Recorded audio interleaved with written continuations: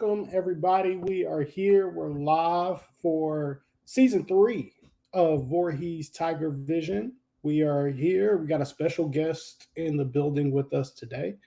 It looks like Coach may be having some internet issues. We'll give Coach a chance to reconnect with us. But head coach Cabral Huff is here.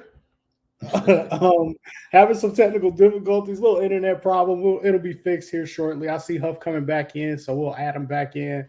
There we go. Coach is back.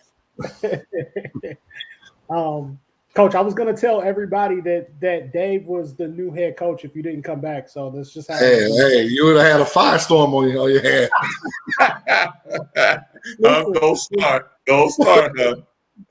Voorhees are as faithful as they come. Those Tigers are as faithful as they come, and I don't want no smoke. I don't want no smoke. We're joined here by Dave Jones. Dave Jones, the owner operator of Hoops Hidden Gems, has done a lot of tremendous work in the scouting and evaluating field, but also was able to help cover Media Day. Great job. We appreciate him. We appreciate him. Great job. In my absence, Dave was able to do a fantastic job for Media Day. Did a great job getting some interviews. So we'll get some very interesting facts about Media Day and how all that went. But guys, we got to get to the moment that everybody has been waiting for, just salivating, waiting to see. They want to see the names on the list. Everybody wants to see the official roster. Who are our Voorhees Tigers for the 2022-2023 season? I have the roster, Coach Huff. Whenever you are ready, I will hit the big red button. Well, I'm ready because I know everybody else is ready, so you can hit it. Here we go. Drum roll. I wish I had a drum roll machine. Oh, our man. 2022-2023 Voorhees Tiger roster. It's a pleasure introducing this year's team. We've been at it, since September 22nd, just getting ready, preparing for what we know will be an exciting upcoming season. So obviously we have seniors, returning point guard, Jordan Blue, number 0, from Duluth, Georgia. Number 1, Ford from Philadelphia, Pennsylvania, Julius Phillips. We have number 2, former honorable mention NAIA All-American from Lawrenceville, Georgia, Hector Rosario. We have a newbie from right across the street at Denmark Tech, a junior, 6'4", Isaiah Sellers. Our guy from Dallas, Georgia is back, just wearing a different number. Number 4, Christian Ford. Freshman, Josh Mincy from Augusta, Georgia, point guard.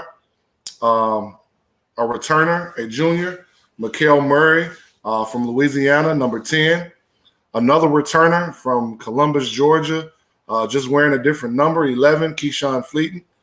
A newbie who actually Dave interviewed yesterday, who played at CVCC JUCO as well as a transfer from Middle Georgia State, 6'8", Ford, Durante Foster. We have another transfer, newbie, number 13, also from CVCC and Middle Georgia State, Tyler Willoughby, a 6'3" guard. We have a freshman, a South Carolina kid, as well as Isaiah Sellers is a South Carolina kid. His home is actually Sumter, South Carolina. But Amari Bryson from Rock Hill, South Carolina, number 20. Another person who Dave interviewed yesterday from Druid Hills High School, number 21, 6'6" freshman, Keyshawn Evans. Another returner, sophomore from South Carolina, Columbia, South Carolina, 6'7", Troy McCant. Another newbie, a transfer from Decula, Georgia, who was made the all-freshman team in the Southern States Conference, a 6'4" guard wing, Bryce Wilson. Glad to have this young man back after getting injured last year, early on in the season. one of the best shooters, 6'2" guard, number 24, Terrell Wyndham. Big man, one of our big men in the middle from Portal, Georgia, 6'8", Fred Spells. Another freshman, 6'5", 3-and-D guy from Carver, Atlanta, Georgia, Amari Floyd. Then another one of our big guys back, Amari Joseph from Veterans, Georgia, 6'7". And then the last transfer that we have on our list, number 50, a South Carolina kid, a transfer from Cumberland University, 6'9", Malachi Johnson. So that's our team. We're excited about them. These guys have battled. We've got length. We've got athleticism. We've got experience. But more importantly, those guys have played for each other in practice and been competitive, making each other better. Believing in that if I get better, then you get better. And if you get better, we get better. And if we get better, then the sky's the limit for this team. Coach, I don't want to cut Dave off, but I've got questions. There's juicy tidbits on that roster, and I want to get to it. But just in case Dave wanted to get in, if Dave got something, I'll let you in, Dave, if you got anything. If not, I'm going to the juicy stuff. I'm gonna wait. I want to save mine. I want to keep it loaded. Well, I'm going to get right to it because I can say for certain that conference opponents are definitely watching the show. So I'm going to let the cat out of the bag if they didn't pay attention to that roster, Coach. And I'm sorry, I don't want to give up the secret sauce, but I'm seeing a lot of 6'6", 6'5", 6'7", 6'8", 6'9". Like I'm seeing it over the years since you've been there. I'm seeing the roster get a little bigger, a little longer, a little more athletic every single year. Is this the biggest and most athletic roster that you've had since you took over at Voorhees? It is. And that was intentional for my staff and myself.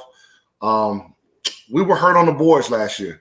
Whether you want to make an excuse of because we got hit with COVID and some vaccination stuff, whatever the case may be, we just weren't able to finish the drill on the defensive end. Like we would get stops, but we didn't finish the drill and get the rebound. Now, you can't say just because you're tall, you're going to get a rebound. But when you talk about the athleticism plus the experience of some of those guys that we brought in to battle those guys that we have coming back at the 4 and 5 positions, along with what we have, adding more length and experience on the wings, I think we're in a good spot. It's been one of our emphasis this year about rebounding. Our length is going to help us in how we defend as well and how we're able to guard certain actions. So it's very intentional on our part as a staff and what we were trying to do in the recruiting period. Coach, when I look at that roster, I see some flexibility at the guard spot also. I see some guards that could easily slide down and play the 3 without you giving up so much of a height advantage or a strength advantage. Do you feel like that'll be something that you utilize throughout the season as far as mixing up the roster, not letting people scout you too much or just coming into games knowing what they expect to see? Well, we really feel we have depth this year, where there's not a drop-off when you're subbing and bringing in a new guy, whether it's at the guard position or at the 4 and 5 position. So we're really excited about that. But I think also part of what we're excited about is the transformation of our guys, not only the ones that came back, the 10 returners, but also our new guys and what Coach Roundtree has done for us, our strength and conditioning coach in the weight room. You will see the difference in our guys.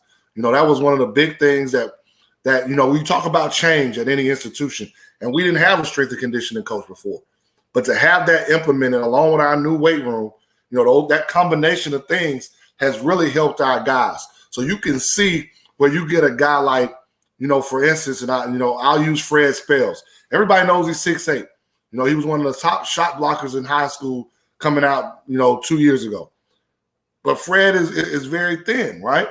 So he got banged around a lot last year. So when you talk about being in the weight room after the season and, he's bench pressing only 15-pound dumbbells to now he's at 50. Like somebody said, well, 50, I don't even know if that's good enough. Now we're talking dumbbells now, right? Right. That jump from 15 to 50 is huge, and that's a testament to how hard those guys have worked and what Coach Roundtree has done in the weight room with them. Incredible stuff. I think Fred is going to be big time by the time his development path is finished. That is, he's a different player right now. You can like what you'll see when guys start and they realize they get stronger and they noticing they're stronger. That confidence begins to happen within them, and you can see that in his game. Go up a little harder after you get those rebounds. Yeah. Coach, I got to ask about some of the freshmen. How's Josh doing? Man, it's funny because Dave came yesterday and he forgot Josh was here at Voorhees. Josh has been exactly what I thought he was when I recruited him. Leader. Man, a heck of a leader, a competitor, a defensive dog. But I'll tell you what has really been a surprise. Not saying he couldn't do this, but Josh makes shots, man. He makes shots. And if he's able to do that, he's going to have a great 4 years here at Voorhees. Well, let me ask you this, and I'm glad you just said something because I want the listeners, and I want your opinion on this. Do you think that year of post-grad helped Josh? I think it helped him a lot. I watched him coming out of high school, and whether it's right or wrong, we as coaches sometimes say, man, he's a small guard. And then when you're a small guard, you worry about the physicality. I think going to TD Prep helped him tremendously. Like it gave him another avenue to play against older guys. It gave him another avenue to even expound upon his leadership. And when we went and saw him, they had a prep school post-grad tournament in Rock Hill. And Damon had been telling me, like, Coach, you need a PG. That's the dude. And you got to, for me to recruit you as a point guard, I got to be all in. And once we saw him at Rock Hill, we were all in. And he's been nothing but exceptional since we've started. You know, for instance, he comes in. I got on him the other day because I just want him to be the best, right? So I said, hey, a week ago, man, you were like great. I said, now you just very good. I need you to be great. What I got to do, Coach? I said, man, I just need you to watch film. Go watch practice. And you'll figure it out. And it's funny. So the day he comes in before practice, Coach, I know it wasn't practice, but I was watching something. I watched Creighton run some stuff, and they kind of run some stuff that we do. And if our bigs do what they do on this, I think it'll help us. It's exactly what I want, Josh. Thank you, sir. That's awesome. That's awesome. Love that kid. Coach, I got to ask, when you watch players, Josh was a kid that played in a system in high school and then went on to post-grad and played with a team that had a system. Do you feel like that helps young players adjust a little faster than guys who may have been able to play a little bit more one-on-one or do whatever they wanted to do in the years?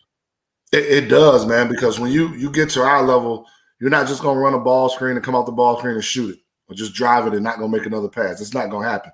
But what those places that he played at, whether it was Evans and also TD Prep, they had plays, but you had to make reads off those plays. And if you can do those things, and that helps you at the next level, whether it's my level, whether it's Division I, Division II, JUCO, Division III, it doesn't matter. It just helps you. Guys that can make reads off plays are so much more ready to play than guys who can't make reads off plays and all they know is how to run the play or all they know is how to play one-on-one. Coach, I could be wrong for this. You should ask about a returning All-American more than I do.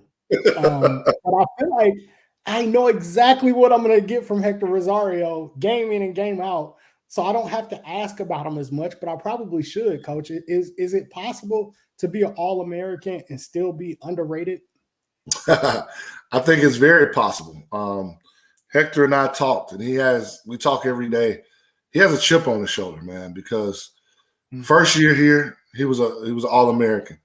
Last year, his stats weren't different, but they just weren't as impactful.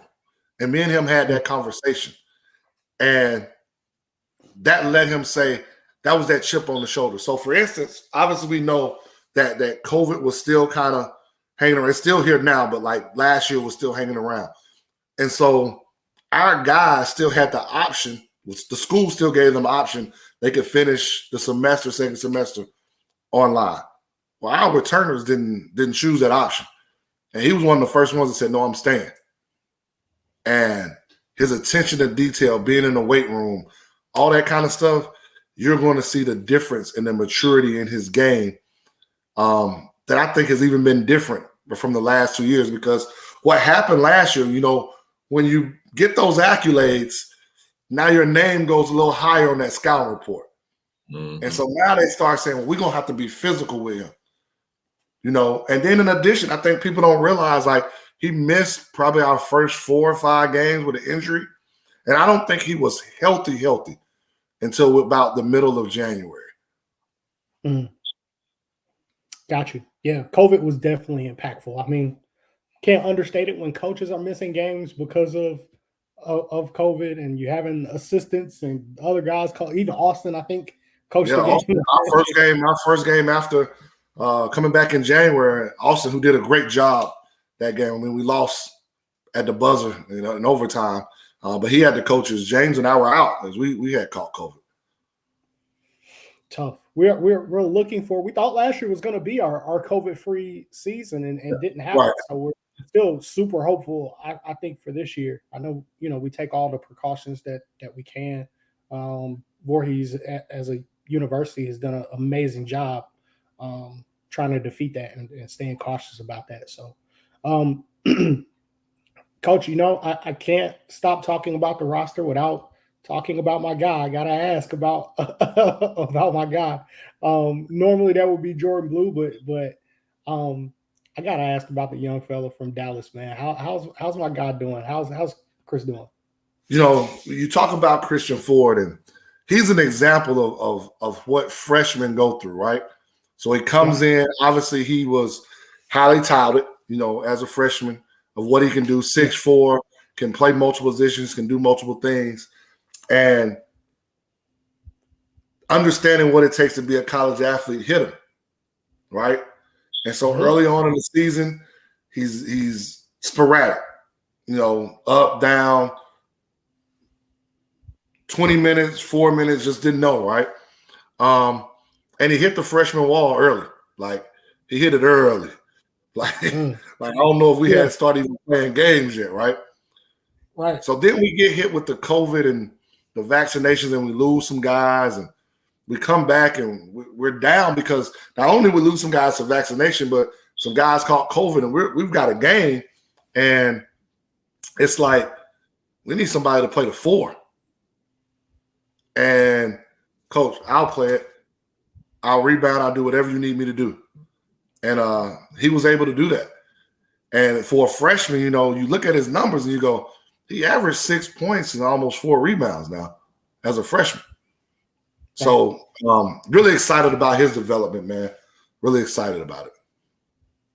I am too. Coach, I would love to see us get away from this expectation that freshmen are supposed to play right away and average all of these points a game and all of this stuff when, like you said, most freshmen haven't practiced at the college level yet, ever. And that's their first obstacle before you get to being able to play in a game is, can you deal with practice, and can you deal with it every day, or can you deal with it multiple times a day at times? And people don't understand that. I mean, it's totally different. Number one, I mean, there's no disrespect. There are not many high schools that's going to say, just give 10 guys, that every guy on their team can go, like 10 guys. Not many high schools can say that. So you're going to a college practice where, let's say 10 to 15 guys were probably the man or close to the man on their high school team, or they're older, they were on a JUCO team, they were a transfer from somewhere. So you got to battle every day. Like, you got to compete every day. Well, not to mention, mom and dad aren't waking you up anymore to go to school. Like, that's on you. So, like, for instance, you're talking about us, so we got 6 a.m. practice. So now you got to get up for 6 a.m. practice. Well, now I got study hall, too, in addition to classes. Well, I also got weights. Like it's a transition that freshmen have to go through. And I think it's a lot of times we as not just coaches, not just players, but parents, we look at the 10% of the guys who go into college and they just kick the door in and they just kill it. Like that's 10%. The other 90% struggle sometimes. The other 90% are trying to find their way. And I think the more we understand that, the better we'll be when developing, mentoring, and leading these freshman players. For sure. Well, when we talk about practice, we've got open practice coming up, Coach. Tell us about what we can expect to see for the open practice and the importance of having it. Oh, man, we're excited to have it coming up in 2 days on Saturday at 10 a.m. It gives our recruits, alumni, coaches, no matter what level, JUCO, high school, AAU, youth, it doesn't matter. It gives them an opportunity to peek inside our program, to see what a college player looks like, to see what a college practice looks like. Because I think sometimes we only watch games. Well, a game doesn't tell you everything that you need to know about what goes on in that practice, how hard they compete, or what they do. So we're excited about having it. It also gives people a chance to, it's a little recruitment tool, to be honest with you. Like, here's what we got. Here's where you can come. And like we always say, we know what we don't have. We're not in a big city. We don't have fancy facilities, but we have exactly what you need if you want to become us. And you can come to Voorhees and be exactly the type of player that you need to be. So it gives people a peek in to what we do and how we do it and why we do it, even in a recruiting aspect. Like there may be somebody that says, Coach Huff, man, isn't recruiting my guy. And then you walk in the door and say, well, I see the guards and wings he has. He doesn't really have to recruit another guard and wing for next year. So possibly that's why he doesn't need one, right? Mm. Or understanding that I see how those bigs have to play. A high school big right now is not going to be what he needs. Whatever the case may be. I'm just throwing, examples out there. For sure. Great way. I would encourage AAU coaches, directors, high school coaches, definitely make the trip, go up. It's definitely worth it. Especially all those guys in the Augusta area. You're right there. You're not that far. I would make that trip up. It's definitely worth it. All you got to do is RSVP, our assistant coach, James Williams. We just want to make sure that we can take care of you when you're here. A little water, a little pastry, so at 10 o'clock, so you don't just come empty-handed. So I have enough practice plans for you, so you'll know exactly what we're doing. I just don't want you to just, it's fine. We know we're gonna get somebody that just walks up, but the more we can be prepared, we're all about preparation and organization here in our program, so that's important for us. Consider this my RSVP, but I'll be there bringing gifts, not requesting gifts. I know Coach likes smart water, so I'll be there with the smart water. If anybody can find us an NIL deal, like smart water, if you're out there listening.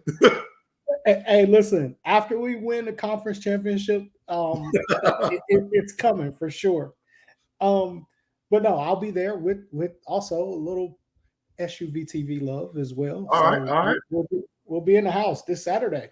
We're gonna make the trek up. So, Dave, you just made the drive up this week for Media Day. Man, let's talk about the Media Day experience. Coach, is this the first year for it? We had a little one last year, but not to this level that we had this year. Where we did interviews and everything. So it was big time. Shouts out to our athletic program, our athletic director, Charlene Johnson, our media people, Curtis Sumter. They did a great job of doing everything and setting it out and making it really easy on us as coaches and players. Here's what you got to do. Here's the time. And we were right there to do it. Hey, Dre, I'm going to expand on something. When I walked in and when you said that, Huff has stepped up his recruitment, I looked around and I was like, oh, Huff, I'm gonna give you the joke from last year. You remember last year when I came and I looked at the women's team, right? Mm-hmm. You remember I looked at the women's team and I was like, okay, they need a little work, whatever. I looked at Huff's team and I walked in and then I walked back out for a second because I didn't see Huff first. So, I was looking for him. But I walked in and then I walked back in and I said, hold You on. thought University of South Carolina was practicing in there, didn't you? Man, listen, I'm not going to go that far, but close enough. But, man, he got some trees in there this year. Look, before I'd be like, oh, man, I'm shouldering up with the other guys in the past. Yeah. This year, look, I'm like, oh, okay. All right. Even with the interview dudes, I was like, wow, okay. I was like, he got some bodies this year. He definitely has some bodies. And, to his credit, man, I mean, anybody that knows Huff knows he's a recruiter and he's going to be a go-getter.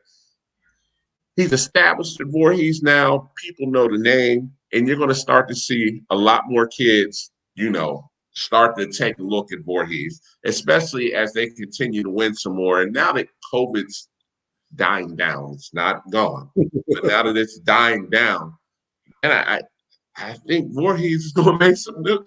Man, I was driving back like, hey man, they not looking bad. And I wanted to hit up Coach in life, be like, hey man, you better watch your back this year. They don't look bad. Calm that down, man. We don't need any bulletin board material. Oh, hey, Huff, hey. I haven't been to life yet, so I haven't seen what artillery he's brought in yet. But hey, man, I would say with confidence, Voorhees is going to be a formidable opponent this year, without a doubt. Definitely.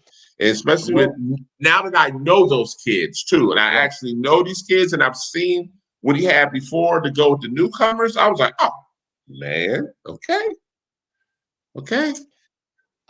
I want to run down a quick little list, and we're not going to go away from Media Day. I'm going to bring it right back to Media Day, but just roll with me because I have to say things that Huff won't say sometimes because Huff, you're too modest. He's too humble sometimes. Coach, like I need you to be the Coach Prime of Voorhees sometimes. But I just want to run down a couple of things. And I'm going right off the top of my head, right? There's a new floor in the gym. There's a new shot clock in the gym. Weight room has been updated. Looks good too. Uniforms. There is June team camp happening now. Elite camp, select camp. And now open practice, media day, and a huge social media presence that did not exist before you got there. Absolutely. I just named 10 additions to the program off the top of my head, and I do not live in Denmark, South Carolina. You forgot one other thing. How many coaches have been up to Voorhees? Since he started. How many? Since he started. How many high school coaches have been to Voorhees? So, building coach, and I have to say it because I know that's not your thing, right? You just work, right? That's not your thing. That's cool. But 10 things that I could name as still a media person, but still relatively an outsider to the program. I'm not in South Carolina. I'm not there every day. I'm not on campus. So, Coach, I just want you to talk about that before we, celebrate Media Day and get into Media Day. We're talking about tangible things that people can see and touch, and not the countless probably number of things that happen with fundraising, the pack the bus, all the other stuff that you guys are doing out in the community. We're talking about tangible things that people could see with the program that you've added. Man, is it done by roadmap? or is it just head down, keep working, add as you see it? Like what are your thoughts? Do you ever think about all these things that you've accomplished since you've been there? I do when you talk about it. And sometimes James mentions it to me. So it's part of a roadmap, but also kind of what I know. Like, I think people fail to realize, because some of those things weren't here, of the tradition that Voorhees basketball had. Like, there are banners up in that gym. There are pictures that show you championships. Mm-hmm. I didn't walk into a program where Derek Mitchell wasn't doing a great job. You know, that's the first thing I want to say. He just took another job, right? So anytime you take a job, you got to try to make it better than it was before. So it wasn't saying, well, I've got to go change it and make sure that we're winning.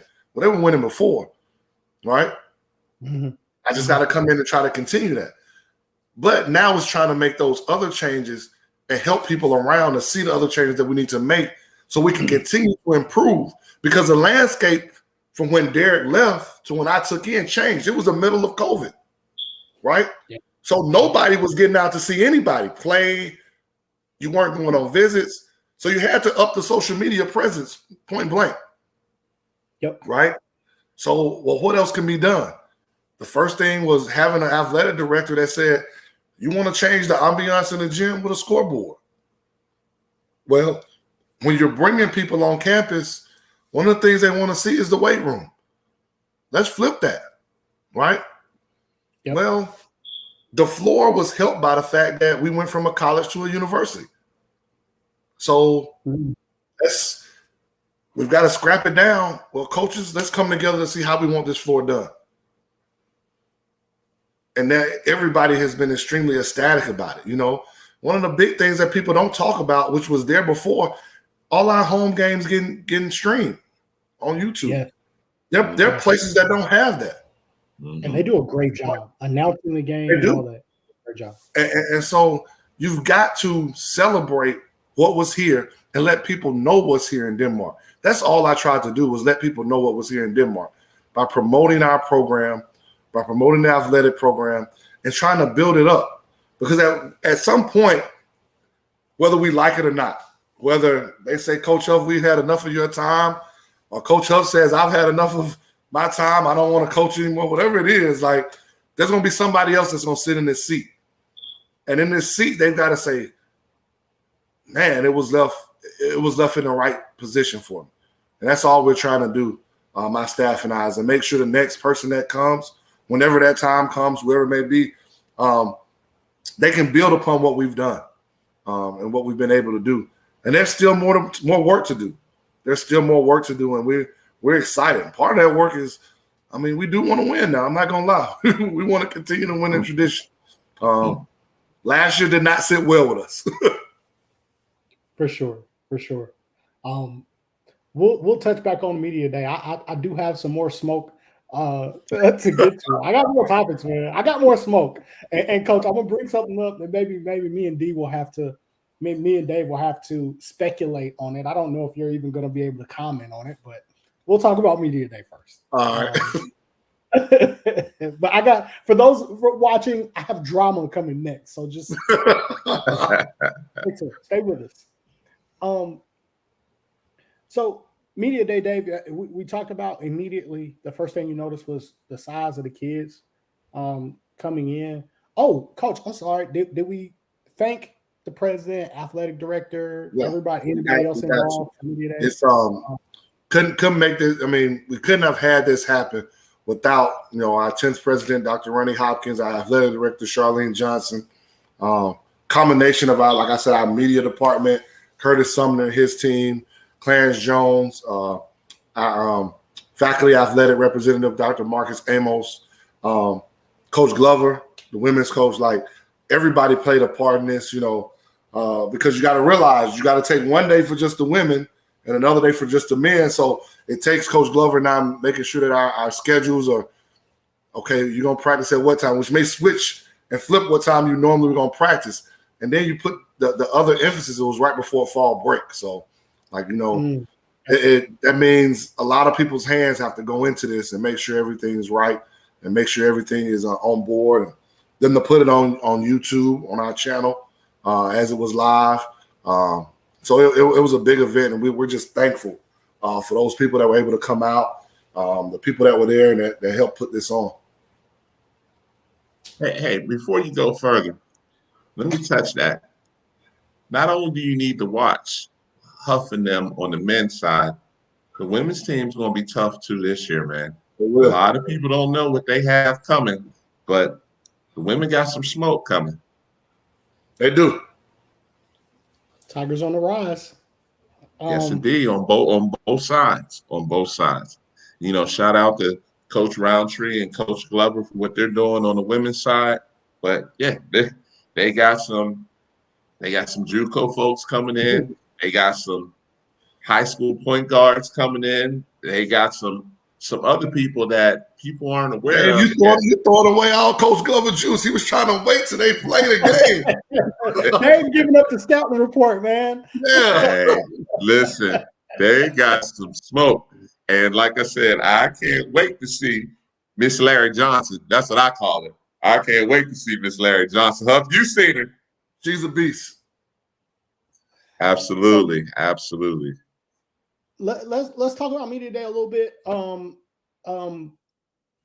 Any first thoughts or impressions from any of the guys? Any takeaways from media day, Dave, that we want to make sure we discuss here? Well, the first thing I want to talk about the players, like seeing like not only just the incoming freshmen, but the guys that have been here before. Like Huff, you do an amazing job, and you can see the kids are ecstatic. Like media day was a big thing for them. It was a big thing. Like, you know, Huff had to step away into his office, and those players were all ecstatic. You can tell they can't wait for the season to jump off in another couple of weeks. And, you know, you can see in Huff, I mentioned this word a lot in the interviews yesterday. Man, the culture is electric. It's electric, man. You can see it. You can feel those kids are ready to make something happen out there, to put Voorhees out there for people to know who Voorhees University is. Now, the other thing about media day that, you know, like I said, shout out to Voorhees' media team. They did a great job with the pictures and everything else, the setup. I'll say this with no shame. There are some D2 programs and some low D1s that are not doing what Huff are doing. I'm not going to call no names, but what Huff is doing, he's doing something on the NAIA level that some D2s and some low D1s are not doing. So, you know, definitely shout out to you, Huff. And, you know, like I said, that culture, you have brought that culture, and this is year 3. It's instilled now. It's clear as day. And jokingly, Huff got me knowing how to get to 520 to 278 to get there now. That lets you know I've been up there enough times now. What is there a shortcut? Yeah, we'll talk about that. We will definitely talk about that. We've been going the long way, bro. We've been going the long way. Huff put me on. Give me the shortcut for Saturday, bro. Hey, when I went yesterday, that's the first thing I said. I said, Huff, the ride wasn't that bad this time. I went this way. He was like, which way you was going before? I was like, oh, I was going. He was like, no. I was like, oh, man, I ain't know. Because, bro, you remember the one time we went, man, look, we was going back. I was like, hey, man, listen, I don't know about this, man. Hey, we almost decided to stop and get a hotel last time. I don't know. Y'all were doing some crazy stuff, but, you know, that culture piece, man, is really big for us. I'm not afraid to admit my faults or our faults as a staff, and we talk about it all the time. You know, you go in your first year and you're able to get a team and bring them together and win a conference championship in the middle of COVID, and you think you have got that culture right. And so you take you just raise up a little bit off the culture. And that means you're not pounding into those relationships maybe as much as you should have, or doing some things that you did the previous year, which helped you build that culture. And you can get exposed, man. And I think we just had to get back to basics. And some of that basics is who you recruit. Some of that basics is what you're doing in your team. It's why we're truly big on relationships. Well, when we're recruiting guys, when they get here, our leadership series, we spend time, man, with these guys a lot. And it's not just practice time. Every Wednesday we have our leadership series, and we've dug into our guys. We've done things like circle of trust, where us as coaches get in the middle, and those guys can ask us anything. Doesn't have to be about basketball, about life. They asked us whether why we got into coaching. Have we ever been pulled over as far as racial profiling? But that lets them dive into us. And then the next week we went in and dove into them. And we talked about heroes, hardships, hang-ups, honeys, and hiccups. And so you learn about guys and what's their why. And then we had, people come in and speak to them about leadership, about, what it takes to even get to the next level, having an NBA scout talk to them. We have a lot of guys, I don't care what level you're playing at, say they want to play at the next level. And that NBA scout's telling them, like, I don't care what your numbers are. Because there could be somebody at every team that's playing 20. But if you make it to play pro, and we ain't talking about just NBA, like, they need somebody that can play a role on their team. Mm-hmm. Right? And then you have somebody that talks about, we do culture words of the week. Right? And then we have somebody came in and talk about one of our culture words of the week, which was grace. What does it mean to have grace? Like, I'm the head coach and I screw up.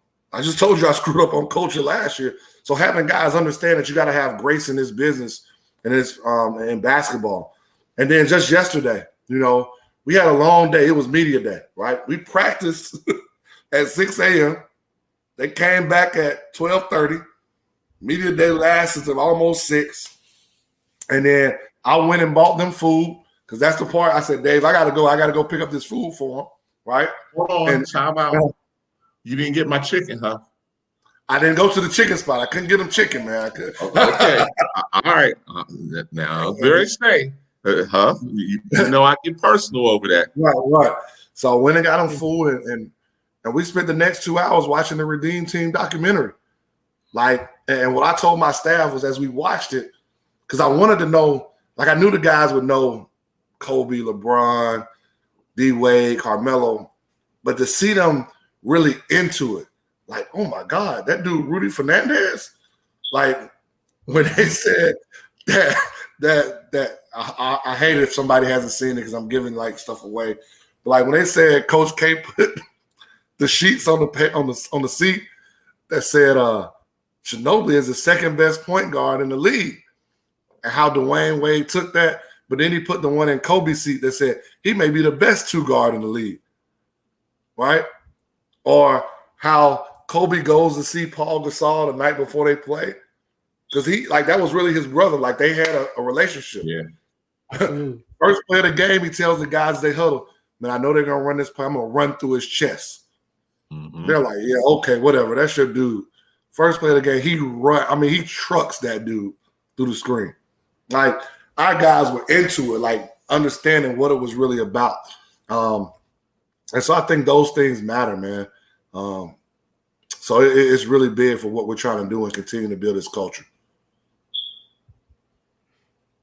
Man, the thing about that Redeem Team, and I tell high school kids or college kids, the attention to detail that Kobe had was phenomenal. I'll say this and have no shame in it. I think his preparedness and his attention to detail was probably a step above Jordan's. And that's what kept him to be that close to being Jordan, because he studied and studied. Like, I've been watching probably past 2 weeks. I was watching him when he was talking about how Kevin Durant, and he had to study to slow Kevin Durant down because he was so gifted. The same with Tracy McGrady, and his breakdowns of those guys of how to stop them was spot on, spot on.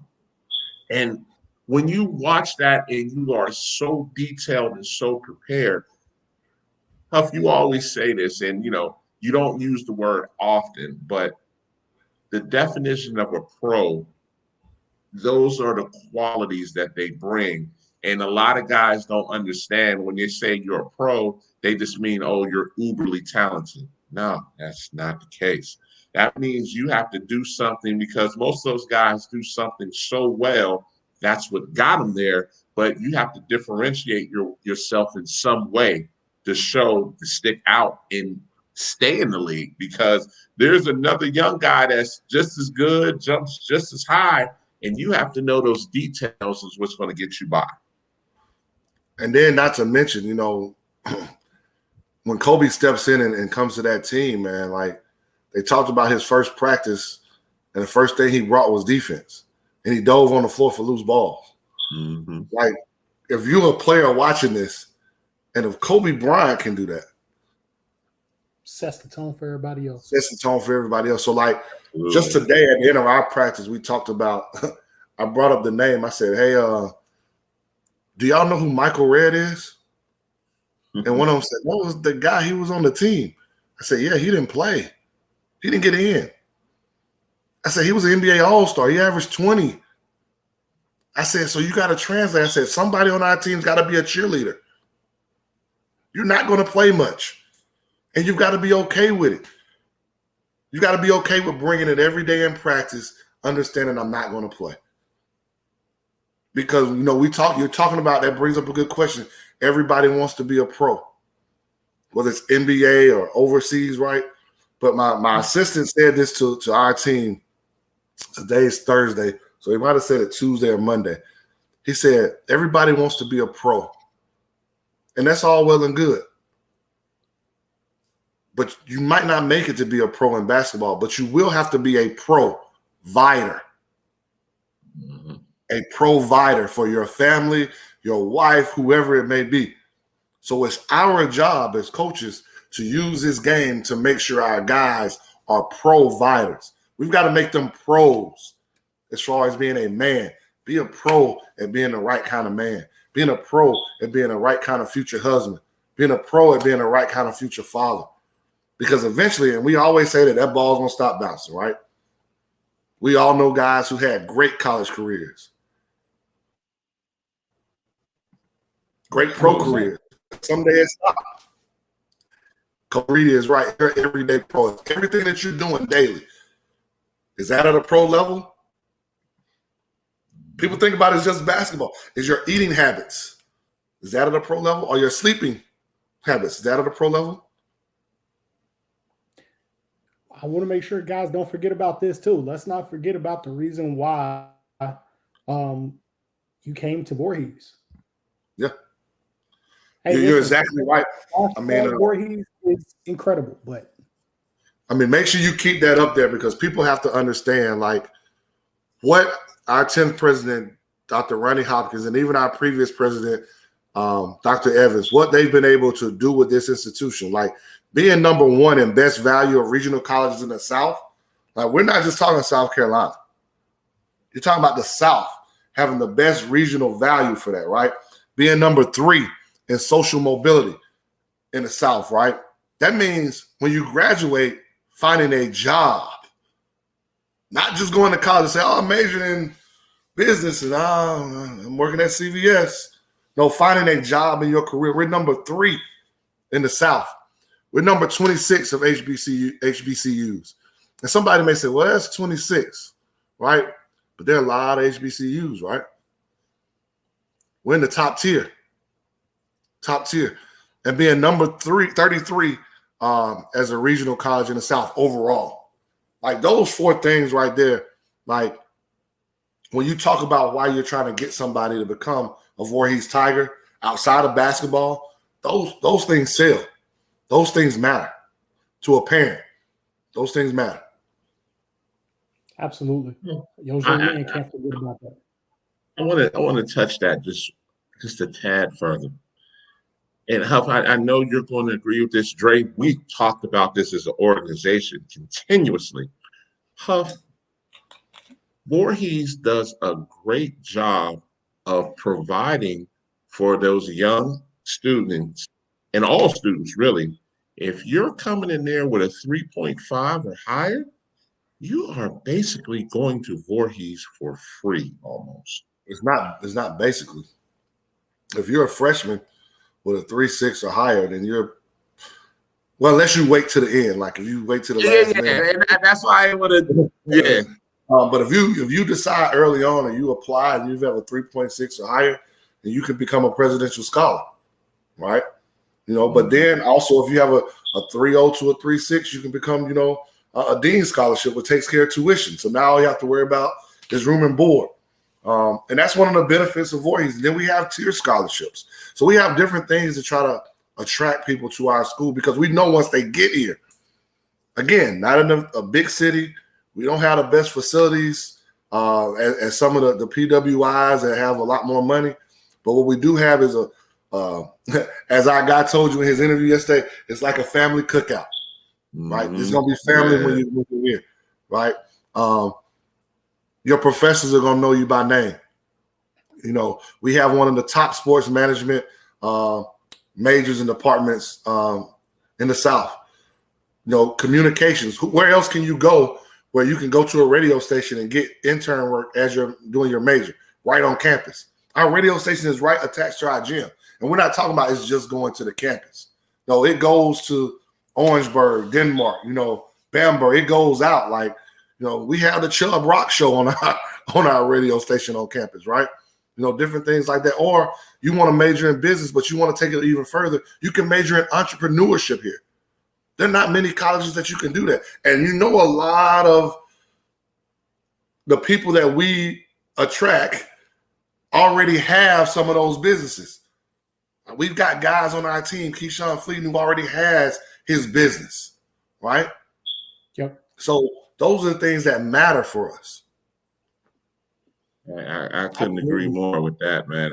And just to finally touch on that, Huff, with me running the scouting service and when parents ask me some of these tough questions, you want to make yourself attractive to Coach Huff? Send me a kid that can play, of course, and I can go to Huff and say, Huff, I have a kid that's a presidential scholar, and it doesn't cost nothing to your budget. Does he not become a lot more attractive? Of course, he can play. I'm not saying somebody just come off the floor.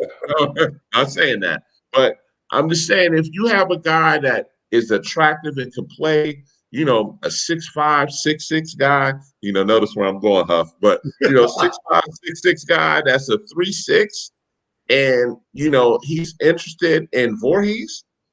For those parents that, college could be a struggle to pay, you don't have to worry about it, especially if he's full pound. Huff, that's my magic word now. He's full pound. He's full pound to 3'6". I'm making that call to Coach Huff because what Voorhees can do.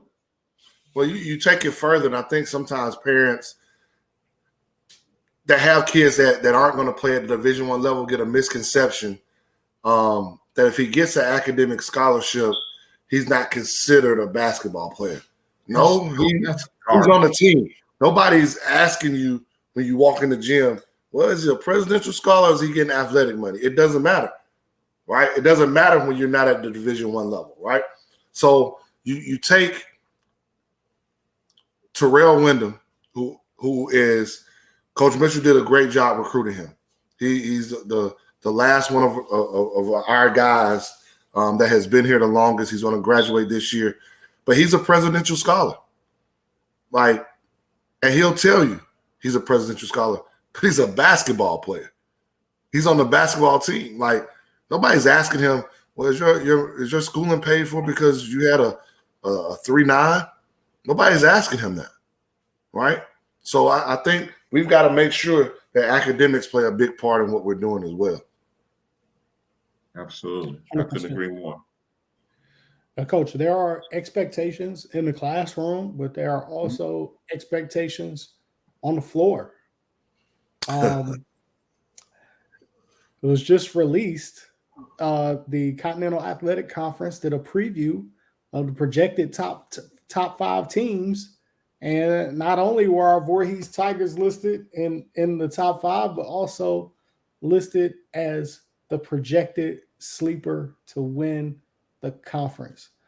Coach, I know it's preseason recognition. I know how you may feel about that, but it is good news, no? My mother used to say, all news is good news, right? Because it means they're talking about you.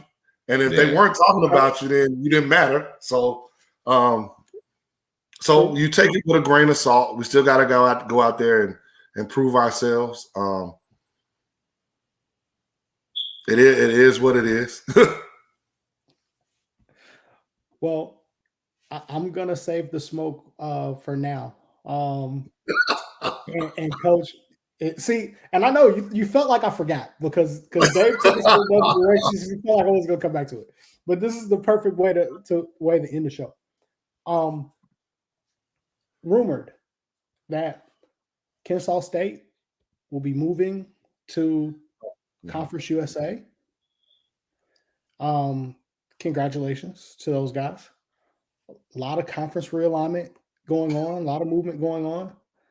When I think about Kennesaw State, I've often compared them to the University of Louisville because I watched that school be very similar, right? It's what they call a suitcase college. Nobody stays on campus, that type of thing. Well, when I look at Voorhees University, reminds me a whole lot of Allen University in Columbia, South Carolina, who made a move to the SIAC. Coach, and it's fine for you to say no comment. I'm just going to ask. I have heard no rumors. I have no inside information. However, I could see the MEAC, who is in danger, invading the SIAC, maybe a school from the SIAC and also a CIAA school, maybe going up to the MEAC, leaving a space open and some opportunity for the SIAC to grab another school. And they've had a lot of success as Allen has moved up and has done well. Maybe Voorhees could be next in line. Do you have any thoughts, any comments on the possibilities of Voorhees University taking the jump up and going Division II and being a part of the SIAC? I know we have not released our schedule yet, but I'm so excited that we're going to play a SIAC school in Savannah State. So get ready for that. That's going to be a great challenge for us to play a SIAC school in Savannah State. So next week, we hopefully will release that schedule so you can see the opportunities that we have. We've got to win the CAC. We've got to do our job in the CAC. I can't worry about moving up. No. Hey, that's all I have. I love how gifted he is at media. I promise you guys, I did not prep him for this. I tried to throw him off intentionally. It never works. I would love to see it happen personally. I think the university is deserving of it. I don't know how much of that would be contingent on football. But I think the university is deserving. I don't think Spring Hill plays football, but what do I know? I mean, there we go. I would love to see it. I would love to see it. I think and I'm speaking seriously for a second. I was joking, but speaking seriously for a second. I will say this: the SIAC doesn't get enough respect. That's a hell of a league, man. I mean, you talked about Allen. They added Edward Waters. I mean, Benedict is very good out of Columbia as well. Miles, Tuskegee, my alma mater, Morehouse, Clark Atlanta with their new coach, Alfred Jordan.